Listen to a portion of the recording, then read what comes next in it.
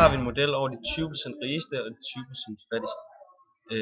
Som vi ser her, så kan vi se, at før skat og understøttelse, så tjener de 20% rigeste 14 gange så meget, som de 20% fattigste tjener i det store botaniske samfund. Så er det så efter skat, hvor vi ser, at det faktisk kun er 4 gange så meget, som de rige tjener i forhold til de fattigste, 20% fattigste.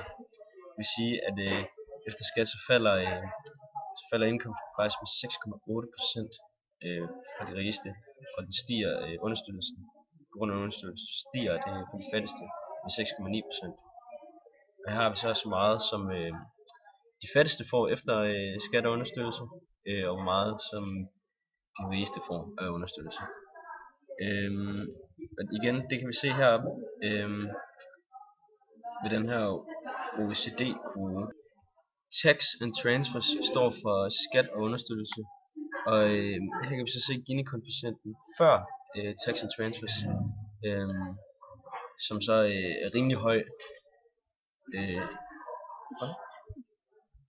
Her ser vi så Gini-koefficienten efter tax and transfers herunder, hvor vi så kan se, at der er meget større lighed. Her har vi så hvor fattige folk er før tax and transfers, det vil sige skat og understøttelse, og så hvor fattige folk er efter hvor tæt på de er på OECD-koden efter understøttelse og skat.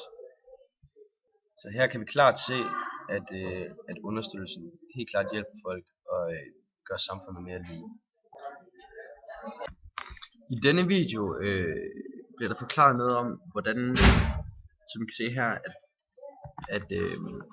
hvordan man inddeler, om man er fattig eller ej. Og vi kan se her, at i 2008, der hvor der var krise,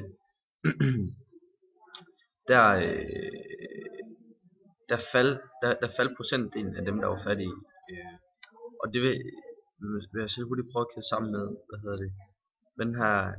den her illustration her, fordi vi kan se, at fra 97 til 2007, der kan vi se her, at det er 0-90% af Englands befolkning, som tjener 10.000 pund om måneden, som så i løbet af de her 10 år så steget til 12.500 pund. Så de fattige, de er blevet rigere, men hvorimod at de rigere, de er blevet meget rigere, og den måde ligesom har forårsaget den her lidt større ulighed i England ved, at de rigere, de er rigtig rige, og de fattige, de er blevet lidt rigere, men de er stadig rigtig, rigtig fattige. Her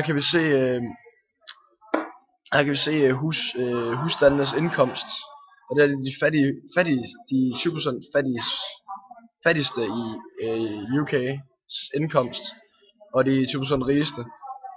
Og det her, det er før skat, det er den tabel, der er heroppe, og det her nede, det er så efter skat og understøttelse. Så der kan man se, at de fattige, de får 3 gange mere, end de får før skat, og de rige, de mister en hel del af de penge, de har før skat, som så går til skat. Ja. Og det har jeg så valgt at koble sammen med, at man kan se, at før i tiden, der havde de fattigste i samfundet, de havde mindre. De rigeste i samfundet havde til gengæld også mindre.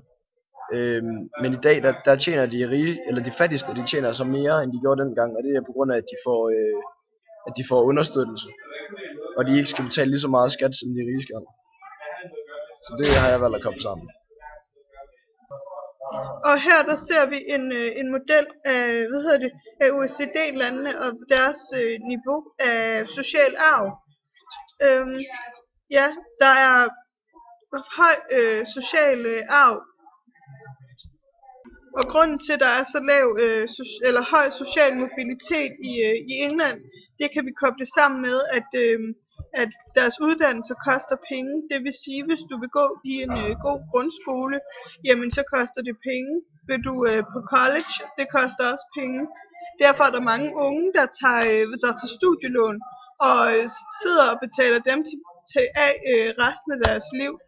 Det er også sådan, at har du fattige forældre, så er der mindre sandsynlighed for, at du kommer på college, fordi du ikke har incitamentet til det. Du er ikke blevet inspireret til, at det gode liv, det får du gennem en god uddannelse. Desuden har du heller ikke råd, fordi du har ikke, du er ikke trustworthy nok til at få de lån, det kræver at kunne få en college-uddannelse. Og det kobler vi så sammen med, at de har OECD's højeste arv og social mobilitet. Og det var vores Screenomatic om social arv og UK.